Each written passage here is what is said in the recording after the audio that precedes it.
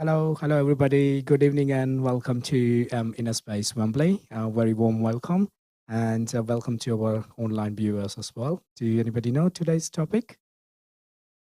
Very interesting. Yes.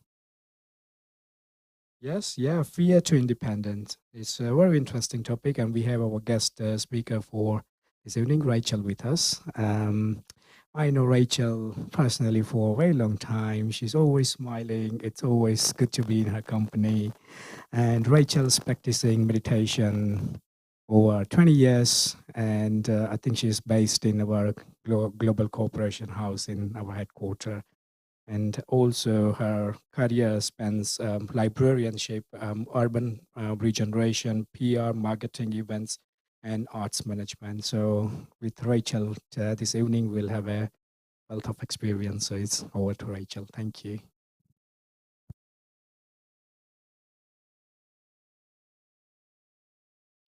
Thank you. That's better. Sound good?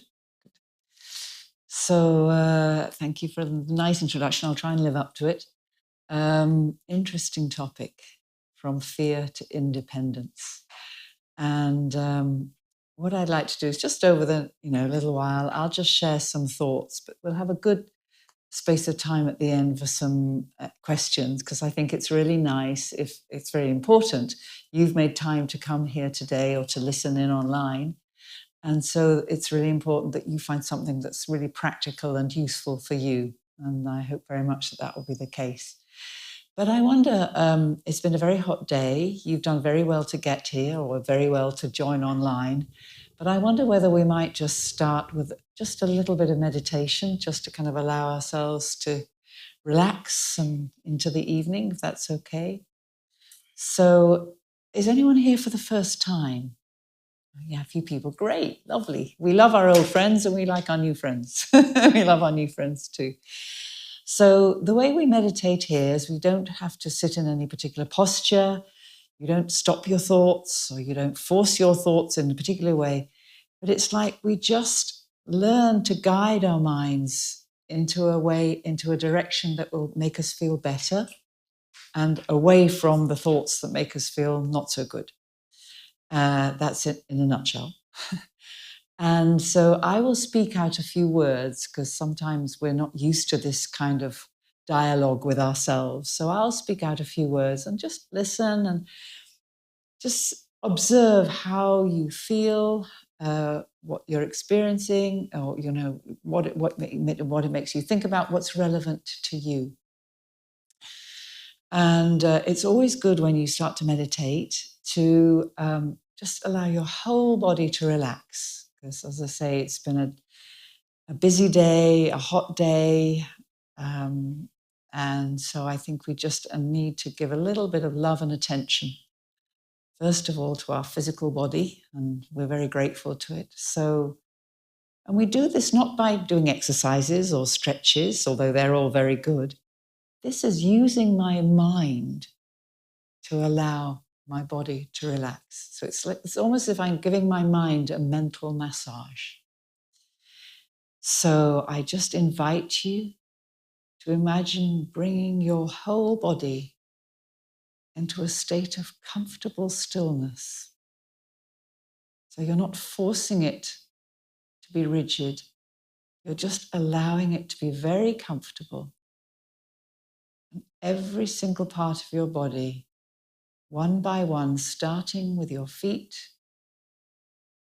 you're allowing everything to relax. So you relax your feet, your legs, left and right. You relax your back, letting go of any tightness and tension. And special attention to your shoulders and the back of your neck. And along with letting go of any tension, just imagine a sense of coolness. So just like in this room, we're very fortunate that it is not boiling hot. But just with your mind, you can create that feeling of coolness and comfort and stillness. your arms, your hands, totally comfortable and relaxed. And finally, the back of your head, your forehead, your mouth, the whole of your face, relaxed.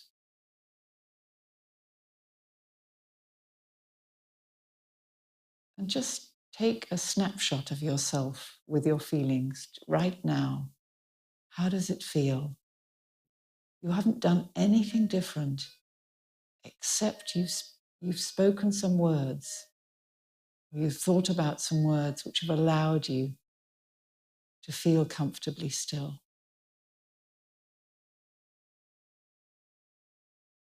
And so we've brought our bodies, first of all, to that state of stillness and coolness. And now we can do exactly the same with our own minds. So I'm not forcing my mind to be still, but I'm just allowing it. I'm allowing my thoughts to slow down. And a very good way to do this is to imagine that your thoughts are like clouds passing across the screen of your mind. You see these billowing clouds pass the screen of your mind. And you watch the screen, and you watch the clouds pass by.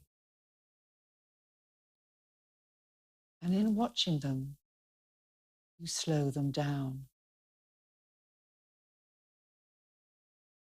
The gaps between them become bigger.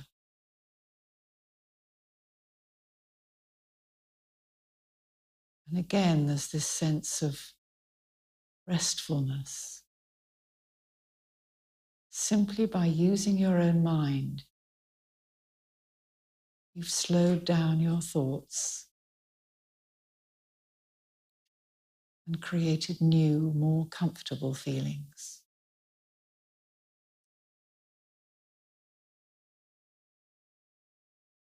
And so we can create the feelings that we want to have. We just need to pay attention, to keep checking what's going on inside. How am I feeling? And how do I want to feel? And meditation is about learning and practicing to create those feelings through the thoughts that I have, to create the feelings that I want to have, the experiences that I want to have. And this is Raja Yoga meditation. So to those of you who've joined, a warm welcome, a cool welcome actually. We just started with a little meditation, just a few words to allow everyone to slow down and relax and be comfortable. And just observe how you're feeling now compared with how you walked in. Haven't done very much, haven't spent any money, haven't run around. Simply, just by creating some different thoughts, we've allowed ourselves to feel different, to bring a different kind of feeling. And we can do this whenever we choose, whenever we want. And this is a great power. It's a great power that we have, a great strength that we have. I'm not sure that the mic is working, but that's okay. Oh no, it's back. But it's also, and this is the topic, it's also a form of independence. Because if you think about it, if I'm able to create the feelings that I want and not be influenced by what's happening outside, what people are saying, how people are behaving towards me, what the news is, if I'm able to stay calm and stable, that is independence. And it's also power. So I'd like to just share a few thoughts. I love this topic. I I was given a choice of 4 and I went for this one because I thought this is exactly what I need to think about. I think we all have different kinds of fears in our lives, and some are rational and some are not so rational, and some we're not even aware of. But actually, they're driving my behavior. They're affecting my relationships, and they're affecting my well-being. And we all have them because fears are a way of coping with situations. And sometimes it's easier to be frightened, to step back, to avoid something, to be overcautious. It's easier to do that than just to actually face something. But it's only easier when I start to build a sense of self-worth and self-reliance. So the connection between fear and independence is a very, very interesting one. And we'll explore more later, but if you think about the opposite of fear, I wouldn't have actually come up with the term independence. What kind of things would you say are the opposite of fear? Could be love.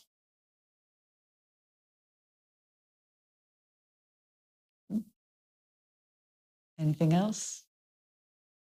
Could be peace, could be hope, could be confidence, could be courage, could be many, many things. But I never would have thought of independence. But the more I think about it, it's absolutely spot on. Because to be independent means that I depend on myself. And to be fearful is when I feel not strong enough and I have to depend on something or someone else. So independence is not, it's not about, I'm pulling myself away from everybody. I'm an island. I'm perfectly all right. I'm okay. And it's certainly not about, I don't want to cooperate with people. I want to do things my way or the highway. That's not independence. But independence is, yes, it's not depending on other people or situations or anything else external for my sense of well-being and my sense of value. And that's a big thing, because I know I'm still, but certainly less so, very dependent on, how I'm doing, how successful I am at work, how people think about me, how they behave towards me, whether I get a job done on time. There's so many things that, or it could be other things as well, but there are so many things on which I depended, or I'm still depending for my sense of well-being and my sense of, value, self-worth. And as soon as I start to depend on something else or someone else for my self-worth, I'm dependent. It's like I'm making myself a hostage to fortune. It's like I'm saying, I will be happy if this goes right. I will be happy if they're nice to me. I will be happy if they agree with me, or they like my jokes, or they said my cake was good. And I think perhaps to some extent and in different ways, we all do that. We're all dependent to a certain extent, and we can be influenced by other people. And we can be affected by other people or by other situations. So independence is not, as I say, it's not about hiding away or putting a wall between myself and the outside world or other people. But it's more that sense of confidence in myself, and that I have the strength inside me to deal with what I need to deal with. And this is quite new. And it's quite unusual, because we live in a world that's constantly telling us, you're not enough, you don't have enough, you haven't been to enough places, you don't have enough money, you don't have enough followers on Facebook. We're in a world where we're constantly comparing ourselves and not comparing ourselves favorably most of the time. And so independence is about just recognizing the value, the innate value, the natural value that we all have. And this is actually the core of the meditation that we practice here, which is Raja Yoga meditation. Raja, the king, the master, so becoming a master of my own mind and indeed of my own life. It's not that I'm controlling it rigidly, but I'm just learning to be, well, you could say independence is about self-rule. I'm learning to rule myself, but kindly, benevolently. I'm learning to be self-reliant. I'm learning to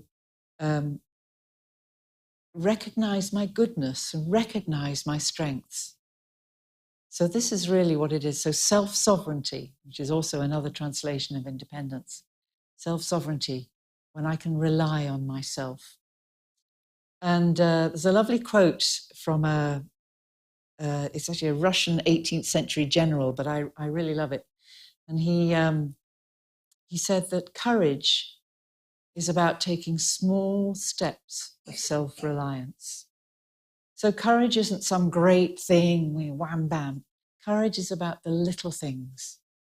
And if I want to help myself be more independent and be more self-reliant, self-confident, that's where it's those little steps.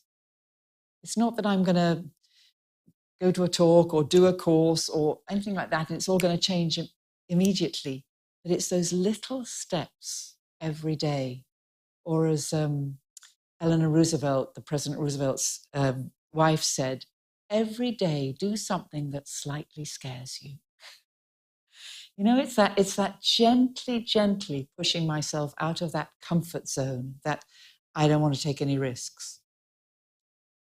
And this brings me very, usefully to, what is this thing called fear? And we do live in a world of fear. There is an awful lot, and quite understandably, it's totally comprehensible why there is so much fear in the world. Because there's so much uncertainty, and we all crave certainty, we all crave stability, and that sense of belonging and being able to, plan things for ourselves and our families. And of course, at the moment, the world is not like that at all. And so that's a real challenge to our sense of well-being, and it is a real creator of fear.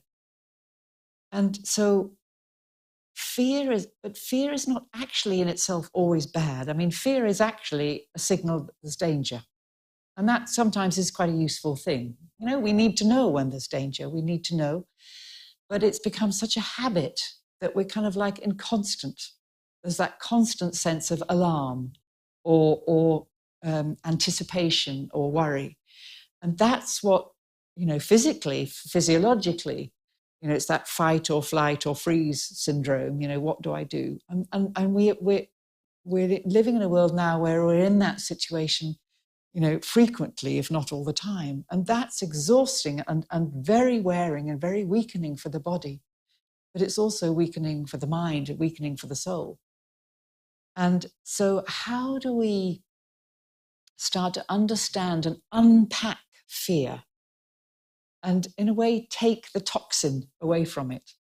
Because as Eleanor Roosevelt's husband, President Roosevelt, said, they were both, I wonder if they had conversations about fear over the dinner table or the breakfast table. He said, which I'm sure many of you, a very famous quote, the only thing to fear is fear itself. Fear itself is the thing that really, that's what scares us. And so it's like taking that poison away from it and just saying, understanding where that is coming from and what we can do. And there are a few quite useful, and you may have heard of some of them, quite useful acronyms for the word fear. And one of them is false evidence appearing real. Another is fantasized experiences appearing real. So we fantasize, we imagine something, and it feels to us as if it's real, but actually it's just in my imagination. And another one, this is quite interesting, is finding excuses and reasons to stay exactly as I am. Fear. Finding excuses and reasons. Oh, no, I can't do that. No. It's like I want to be in my so-called comfort zone. Even if it's uncomfortable, I want to stay there. And so it's like just by looking at fear from different angles, perhaps I can, as I say, see it from a different perspective and see it from a broader perspective and recognize that the original intention, the original motivation was a good one, to alert me to danger, to alert me to, anything, a negative emotion or a negative experience. But it's when it becomes totally habitual, and that's when it causes that danger, and it restricts us, it limits us. It limits our capacity to be who we are, to love life, and to express our true selves. And it also weakens us, because the feeling of fear is a constant drain on the body and on the mind. And we can choose, this is what we're learning in meditation, is that we can choose how we feel about a situation. So we can have the same situation, but we can choose to have different feelings about it. And I'm sure in this room, everybody, there are situations that you absolutely dreaded or you really disliked, and then a change of attitude, and suddenly it's not a problem anymore. Very basic example. I used to absolutely hate cold showers. In fact, so much so that I would go into the shower, switch on the shower, come out and wait until it was warm enough so that I couldn't possibly get any cold water on me. I really didn't like it at all. And now it's the first thing I love it in the morning. And I feel great afterwards. And it's a completely the same situation, but it's a totally different feeling. I mean, I gave you a very simple example, but there are many situations that I'm sure you've had where something was terrifying. I mean, another one would be public speaking. If you told me 20 years ago I'd be sitting in front of you, I'd say, no way. And, there's a fear of, will they be bored? Will they laugh at me? Will I forget everything I was going to say? And, you could think about that. But I just think, well, if I do, then I'll say something else. And also, you think to yourself, well, if somebody's helped me when I've listened to them and I can share something that's useful to them, then that will be great. So, there are lots of ways in which it's almost like we trip ourselves up by creating, as I say, finding reasons why it's not a good idea to do this. But we have to kind of go beyond that and realize that that's just a habit of thinking that I've got into. It's kind of overcautiousness. And why am I overcautious? Well, it goes back to that kind of lack of security we talked about. And, we live in this world where there's very little certainty. There's very little security. Things are constantly changing. It's a world of suddenly changing. We know that.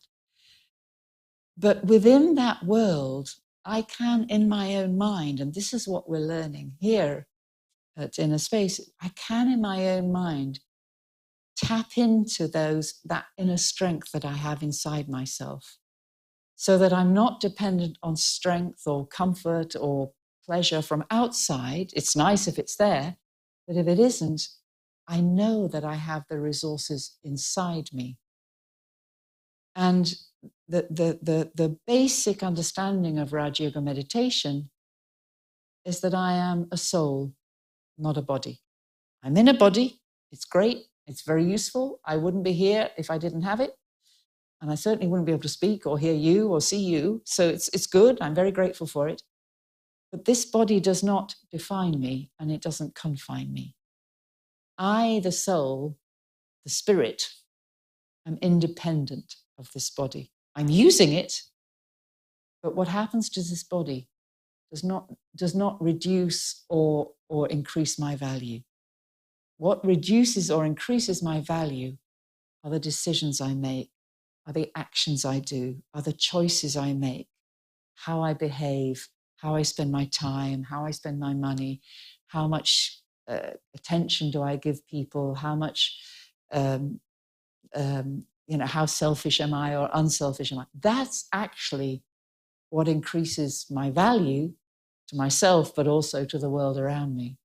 Because that is actually the true nature of the soul we understand here is of goodness, is of strength.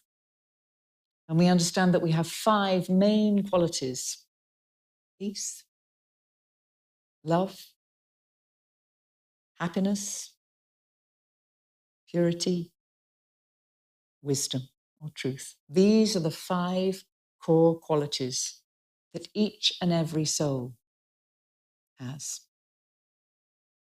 And actually, these are the things that we run around the world trying to find: peace, love, joy, wisdom, happiness. We spend so much time and effort and money finding those things.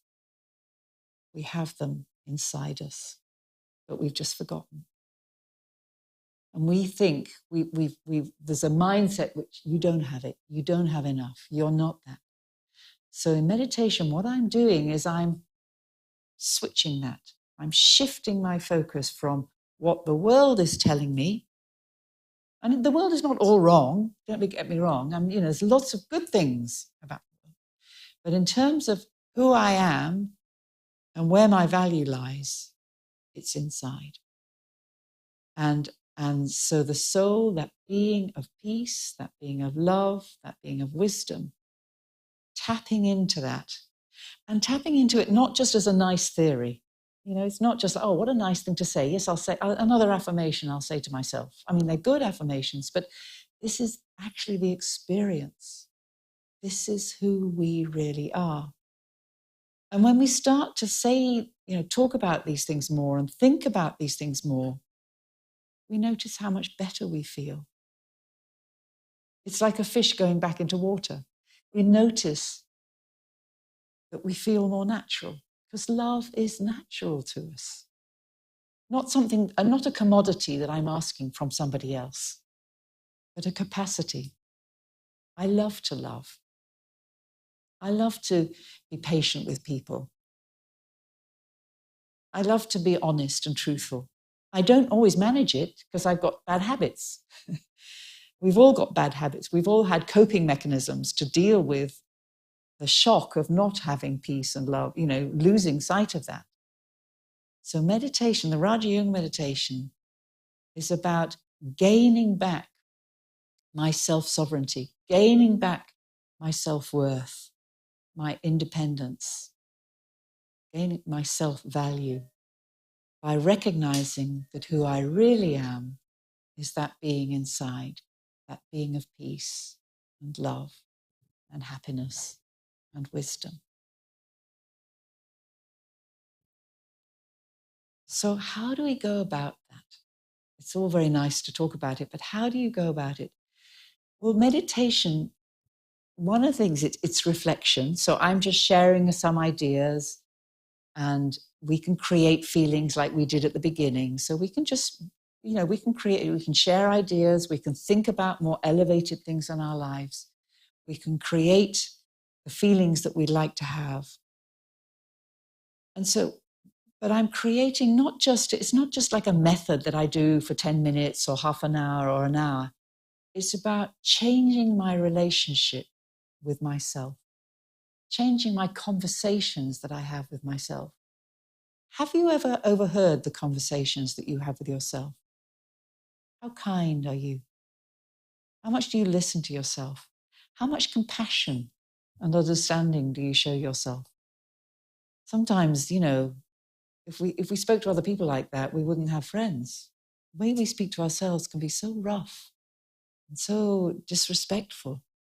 So the first thing we need to do is to create a relationship of respect and value with our own selves, recognizing those strengths that we have inside, the qualities that we have, and how valuable they make us. Because we tend to put our value into all those external things, how people regard us, how a house we have or car we have, how our football team is doing, how things are going at work, how people treat me, all of these things. These are what quite often dictate our sense of self and our sense of self-worth. Now, it's lovely if all is going well. Fantastic. Not generally the case. There's usually one or two blips. But can I, even if there's a blip, can I keep my sense of self-worth? Well, if I have that sense of independence, if I have that sense of self-mastery, that I know my true worth, I, the spirit, independent of Rachel, and however well or not well she does, or well or not well she's received, I have my self-respect. So self-respect is such a key point of and such a counterpoint to fear. Because in fear, I'm thinking, I'm not good enough, I'm too weak, or those words, I can't. But in self-respect, I'm thinking, I can. I'll deal with this. I'll learn. I'll change. That's that self-respect, that's self-reliance. And we all have those capacities. We all have that ability to change, and to learn, and to do things differently, and to speak to ourselves more kindly, and to take care of ourselves. We all have that capacity, but it does need to be a choice. So changing my way of thinking is not in itself difficult, but we're just so forced by habit of thinking in this other way, of comparing, competing, complaining, blaming. It's everybody else's fault except mine. Or we're terrified of things going wrong, because of course that's fear's big trick. It says, oh, you might fail, or, because, people might not want to be with you anymore, or, there are all sorts of, I think they say the three main fears are failure, abandonment, and of course, death. And of course, they are pretty scary things. But if I understand myself to be a spiritual being in this physical costume, temporarily, because I don't think anyone thinks they're going to live for absolutely ever, is that right? Okay, so, but the soul is eternal. So the soul, that independent, eternal being, temporarily in this costume, cannot be affected, cannot be hurt. And the soul has the qualities that it needs to deal with whatever it's dealing with. So in meditation, what I'm doing is I'm thinking about these different ideas. I'm learning to speak to myself in a different way. And of course, as a result of both of those, my thoughts are different, but also my feelings are different. And then, very importantly, as my thoughts and feelings are different, then I behave differently. I don't get so upset. I don't get so cross or irritated. So my relationships improve because I'm cooler, I'm calmer, I'm not as hurt or as insulted or as dependent on things going right with other people. Of course, I love them to go, but my focus is more on keeping good feelings within myself. And this is like my greatest priority, really, is to just look after the feelings within myself, because that I do have some choice over. It sometimes feels like I don't, and that's totally understandable. But actually, the more I learn to think in a way that is taking me up, that is positive and constructive and based on self-respect and confidence, and I reduce those spinning feelings that take me down and say, I can't, poor me, it's not worth it, why bother? If I focus on this, then I'm much better able to deal with whatever I have to deal with. So creating new dialogues with myself, new experiences with myself, that's when I start to change. So it's not a theory. I start to feel differently. I start to behave differently. And of course, I start to making choices in my life that are different, that are based perhaps on things that are going to be more positive, more constructive. I think about how I'm spending my money, how I'm spending my time, how much attention do I give to things that are of importance to me? Or do I just get swayed with what everyone else is doing, or swayed by, things that I've done in the past and habits I've just gone into? So it's a really good practice to get into, is that daily reflection. What's going on inside? How am I feeling?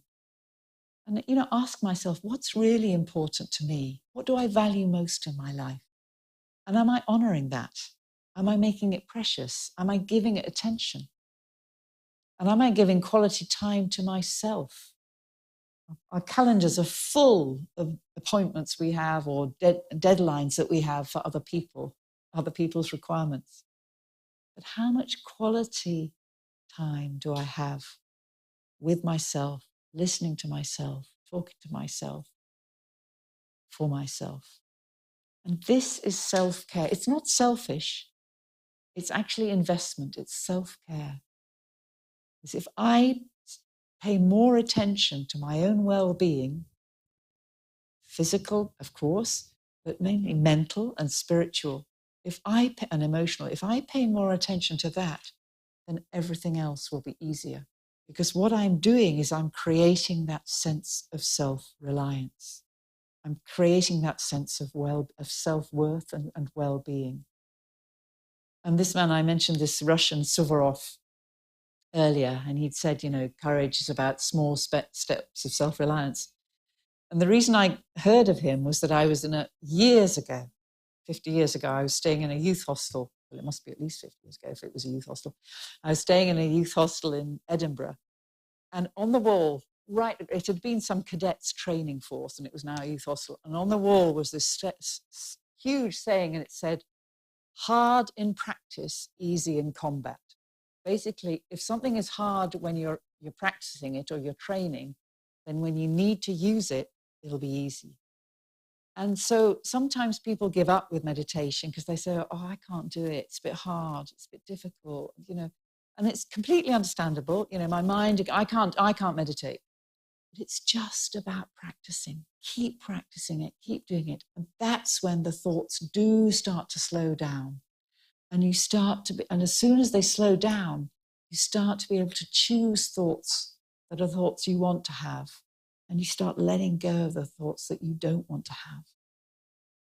And that's power. Because I'm taking back control over my own mind and my own feelings. I love the analogy of the remote control button.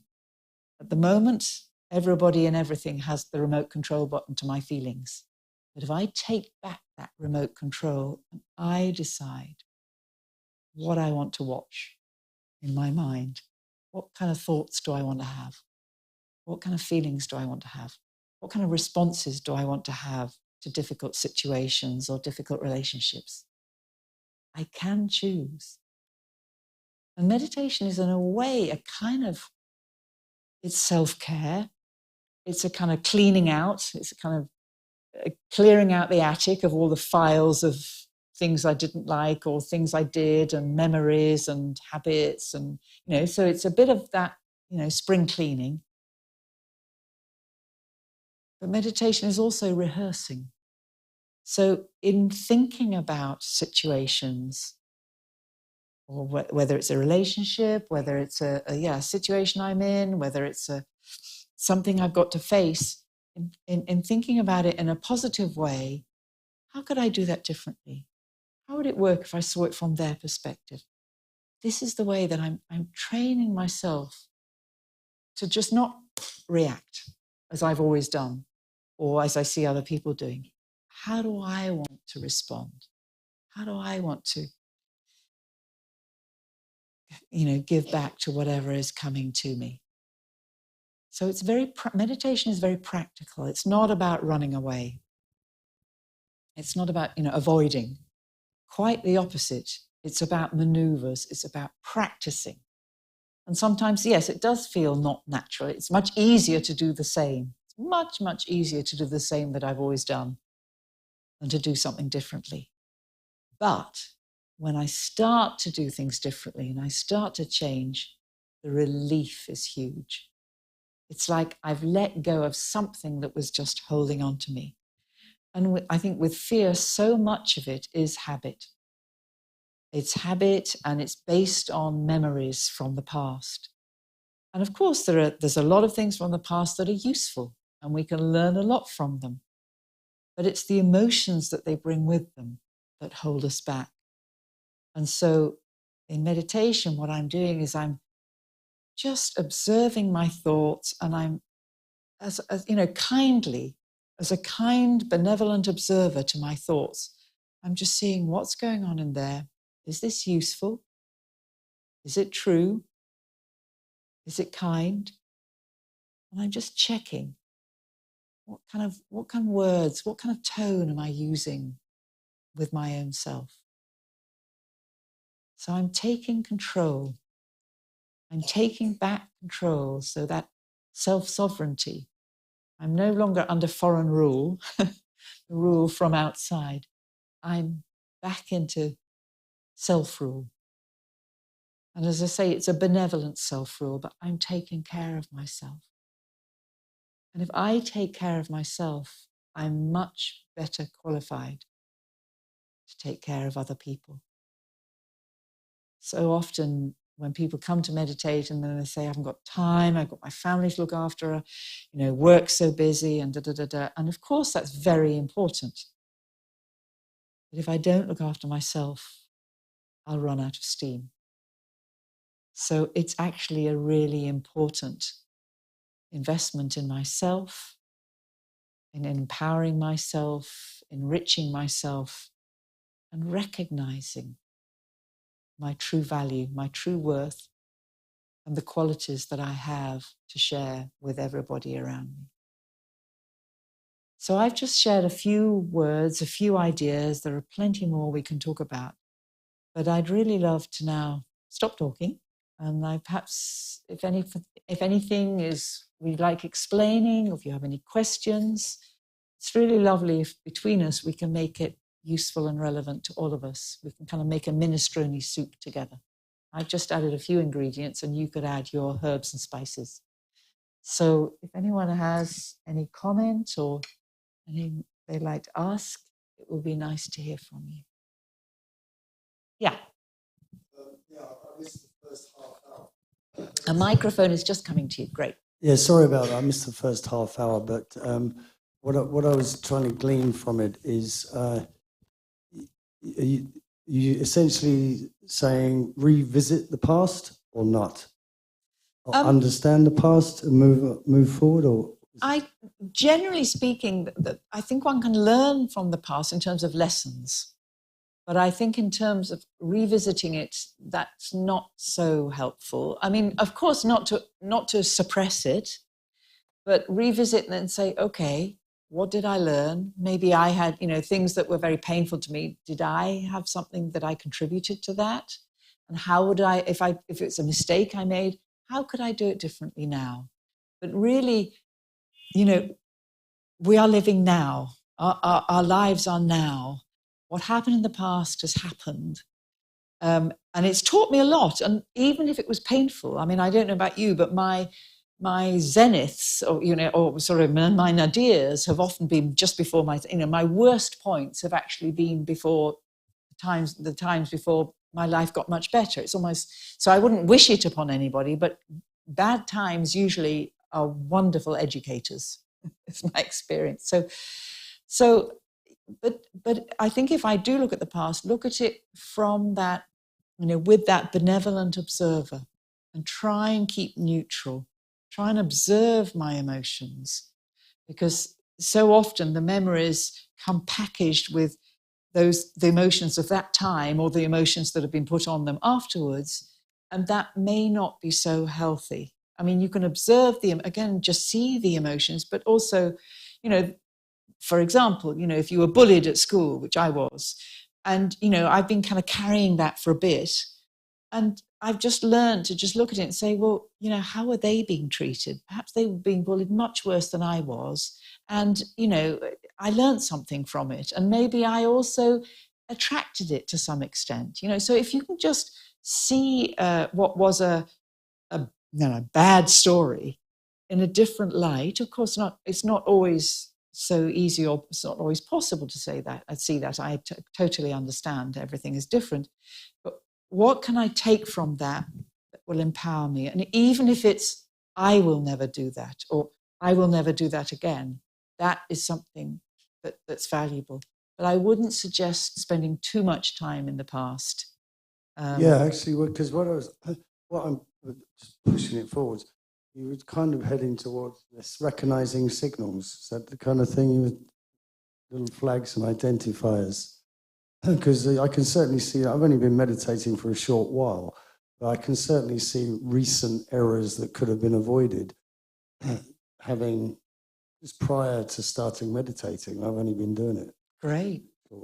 So is that kind of what you're saying, recognizing signals? Definitely. I mean, a really good practice is at the end of every day, just look at, whether many people have a gratitude diary, but it's a good thing just to say, and whether you write it down or whether you just do it in your head, how did today go? And again, say it as a kind parent or a kind friend, not how did today go? How did today go? And then what did I do well? What went well? What did I, good. Didn't get cross then. Well, good. I was patient. Good. But then what could I have done better? And so not that what did I do wrong? What could I have done better? How would I do it differently?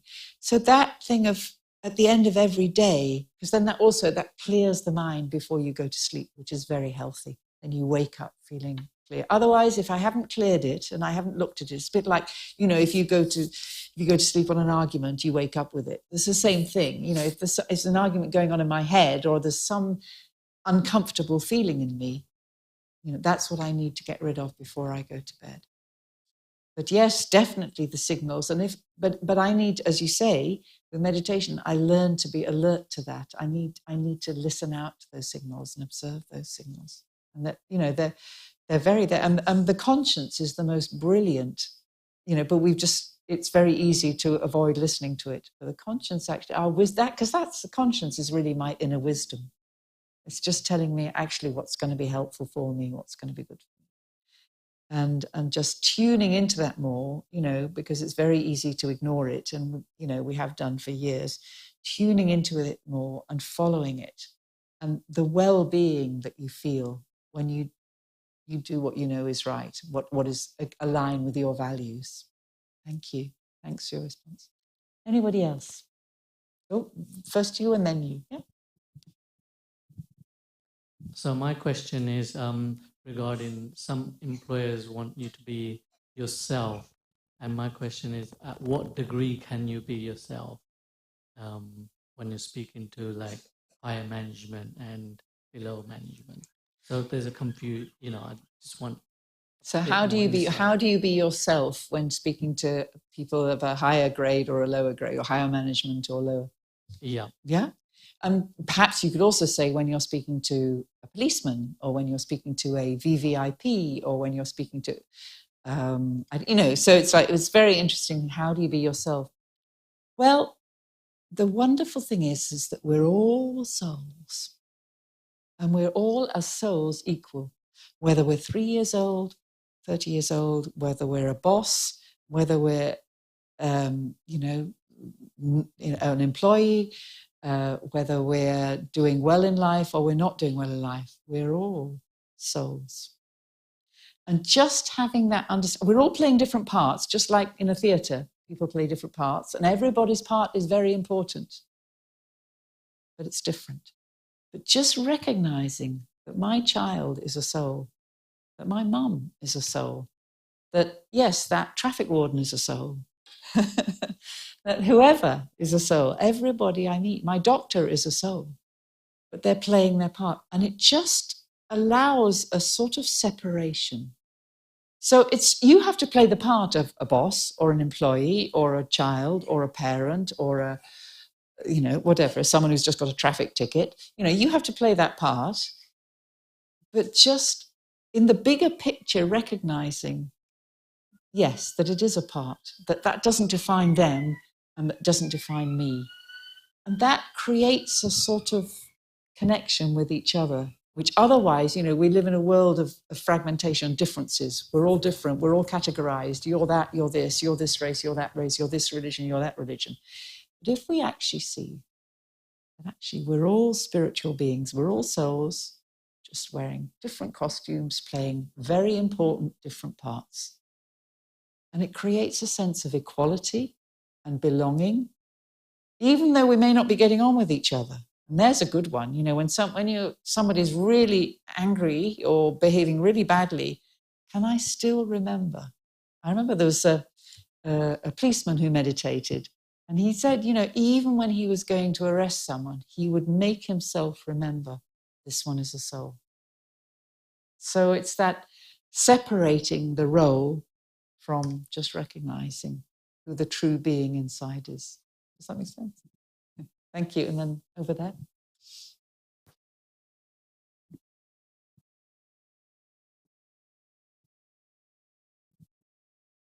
Hi, thank you for the talk.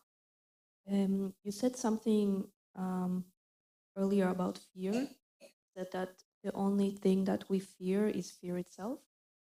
And I wanted to ask if should we adopt a mentality of like the only thing we should fear is fear itself, or should we not even, like, should we approach it in a we should avoid fear, but not with our own fear, like not actually fear it, but peacefully know to avoid it? Yeah, that's a very good. So fearing fear doesn't help me. It just adds to it. You're absolutely right. Or fear is naughty. Fear is bad. I mustn't be fearful. That doesn't help because that's, again, a negative emotion. But as you say, if we can just recognize, just like you would, you know, I think the analogy of the mind or as a child, and the child is just a little bit confused. So the mind's kind of been running around a bit, not quite knowing what's going on. So you speak kindly to the child, but just say, now what's going on here? So when there's something that is scary, can I just sit down and whether I write or I draw or I go for a walk or something that allows me to say, what's really going on here? And, you know, kindly just listen. Just not to say, I mustn't be fearful, fear is bad, or, you know, I'm wrong for feeling that. No, just saying, just like a parent to a child, okay, what's going on here? And what's the worst that could happen? Or if it did happen, how can I get over it? And, you know, so talk to myself in that kind of reasoning, constructive, positive way. And that probably will help myself out of it. It's when it goes into that, it goes into automatic. And we all have those experiences. And that's when, you know, I'm not in charge of my mind. You know, it kind of goes into the irrational. But if I kind of speak with a different tone to myself and I give myself time and I just say, okay, let me just think about this. Let me write about this. I guess it's like self-compassion. Absolutely, self-compassion. Because we all have different fears come in different, you know, and sometimes, as I say, they're rational, and sometimes they're totally irrational, but they're very real, or they feel very real. So just stepping back, what's going on here? What's behind this? And how do I help myself? And one of the best ways to help myself is to, as I say, to create that sense of self-worth and self-respect that I get through meditation. Because if I look at fear from a fearful place, which is what you were saying, I'm not going to be able to deal with it. But if I look at fear from a place of well-being, self-respect, self-confidence, self-trust, I'll be able to look at it dispassionately and say, okay, this is going on. Or I'll be able to talk to myself in a way that is helpful and that is encouraging, because that's what I need at that time. Yeah. I also want to share that I saw recently this image of... Could you speak a little bit closer to the mic, because we can't hear very well? Thank you. I wanted to share that I recently saw this image of like a diagram of the different states and emotions and their frequencies. And at the bottom, it was like guilt, shame, fear, anger, then desire, then I think neutrality. Then it was like acceptance, gratitude, love, joy, and enlightenment. So the way I see it is we can actually use one of the positive states and emotions to cancel out a negative emotion. Yeah. So, for example, if we're experiencing experiencing jealousy, for example, we can counteract it with gratitude. Yeah. If we're experiencing fear, we can counteract it. Beautiful. We can cancel it out with acceptance and love. If we're feeling hate, we can counteract it with joy, you know, all these things. Beautiful. That's exactly it. But we have to do it not just by picking up the word, but by actually working with the word, bringing that word and the feelings of that word into our thoughts, first of all, but then into our actions. Beautiful. Thank you so much. Yeah. Lovely. Anything else? Yeah.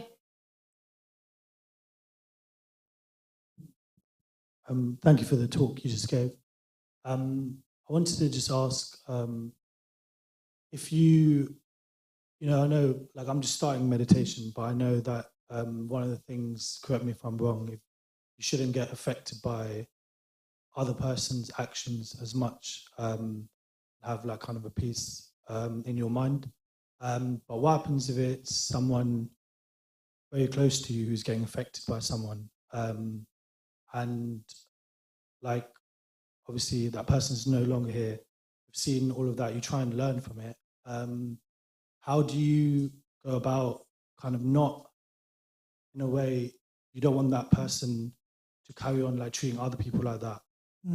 So like, who's, like, I saw a thing like, whose peace are you actually keeping when the person who suffered is no longer here, but the person who's causing harm and acting like irresponsible and being unkind to other people is still here? How do you deal with that scenario? No, it's a very good point. A couple of things. First of all, I'd just like to say, you were saying at the beginning that you shouldn't have feelings or something like that, or you shouldn't. And actually, that word "should" is kind of like a bit unfortunate, because it's like, it's just, it's not that you must. It's not that we say you mustn't have those feelings, but it's just that, like you were saying, is that those feelings are any kind of negative or any kind of being influenced negatively is weakening me. So it's to be avoided rather than, yeah. But I think in terms of, if somebody is, you're seeing that somebody's still causing harm and they've got, somebody, okay, it's not just to yourself or whatever, but you're seeing, I think the first priority is to keep my feelings clean. Because if I get angry, if I get I'm feeling justified to be angry, I'm just joining in. So keep my feelings clean. And of course, if action needs to be taken, then whoever it is who needs to know. But I would just say that really having compassion and having good wishes that that person will finally come to wisdom, will kindly come to, it's like, if I get involved, if I can help them, great, but it may not be that case. And as I say, if it's a kind of something that needs the law or a doctor or something like that, then great if I can kind of help that to happen in a way. But the most important thing is to keep my feelings clean. Otherwise, and it's very easy to do, we live in a world that's all about, blaming and correcting others and whatever. And of course, we want to do that, but the number one person I need to correct and I need to keep, improve is myself. And then just by example, I will have an effect on other people. And I know that's not easy. If you see injustice being done, it's not easy. But actually, sometimes getting involved, I mean, if I can practically get involved and be helpful, great. But just thinking about it is not helpful to me or to the other. And if somebody has good wishes, even for someone who's not doing things right, it's like they will catch that atmosphere, not immediately, but, whereas if people are always used to having negative thoughts about them, they'll catch that. But if I can just shift things around, I mean, I do that, when I read the news and when I hear of really shocking things that have happened, I just make a point of just, that is a soul and they're in a mess. They've made some, they probably, I don't know what kind of treatment they had that got them into that mess. But I just hope that they come to some kind of understanding and some kind of peace. And, that, because they're obviously hurt people, they're obviously hurt too. It's not, of course, excusing any bad behavior, any violent behavior, of course not. But we all know that many of the people who do these things are themselves very damaged. Does anyone else have anything, or shall we finish with a bit of meditation, which is what we've all been talking about? Yeah? Okay, so let's just again relax yourselves. And it's good to kind of have your feet on the floor if you're comfortable with that. Just allow your whole body to come to a state of comfortable stillness. So you've been sitting in this chair quite a while. Just imagine your whole body becoming very loose and relaxed. All tension, all tightness just melting away.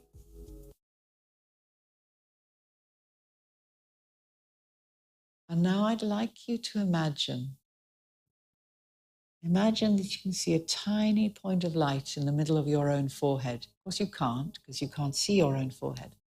But in your mind's eye, imagine a tiny point of light between the eyes in your forehead. It's so strong, this light. It's like a laser beam. And this, I invite you to consider, this is who you are. Life energy, spirit, a spark of light.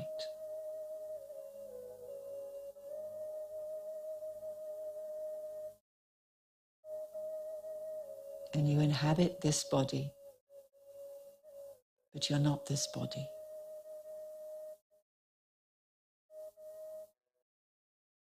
Soul is independent of the body. It uses the body to express itself and experience life.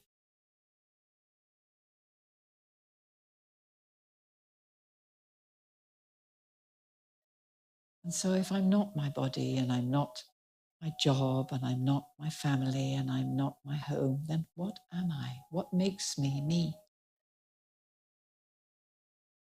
What defines me? It is those eternal qualities that I, the soul, have. Qualities of peace, love, truth, purity, joy.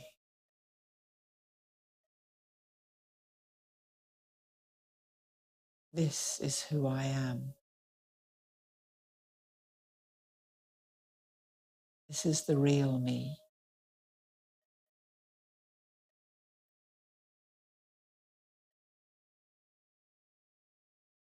And these beautiful qualities are my wealth, are my value. And so let me treasure them. Let me look after them.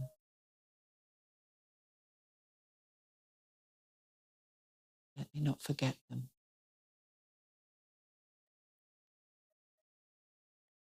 Let me use them and experience them and bring them into my life.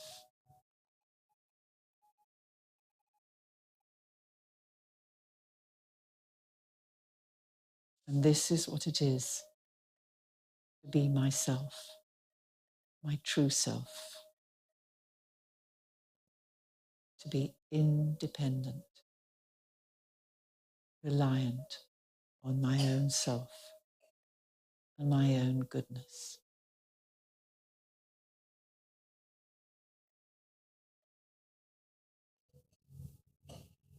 And to be myself, this true self, is the greatest gift I can give to the world.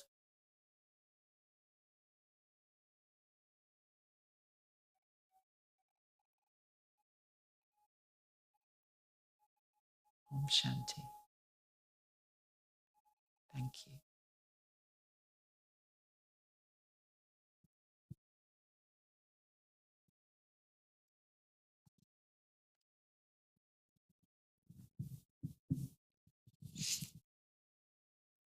Thank you, Rachel, for the wonderful talk and all the tools and tips given. And I think into today's evening, I think what I like is that, you know, the way you explain how to take every little step every day to come out from your comfort zone, and wonderful quality of all of our souls. Thank you.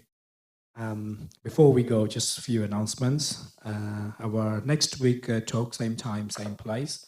And the topic is story time, mythological miracles.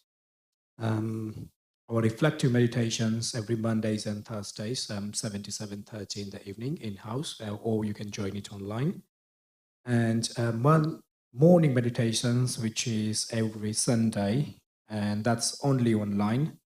You can go in our website and you can join online, and the timing for that is 10 to 10:45. Also, 3rd of August on Saturday, we have an afternoon session, letting go of your past. And timing for that is 2 to 4 p.m., which is in-house. Everybody is welcome on that.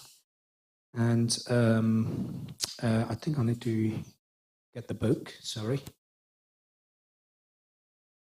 And based on today's theme, we got a very nice book called It's Time for Self-Empowerment. It's available in the shop, so you can browse through on your way out. Once again, thank you for joining us, and thank you to all our online viewers, and have a safe journey back home. Thank you.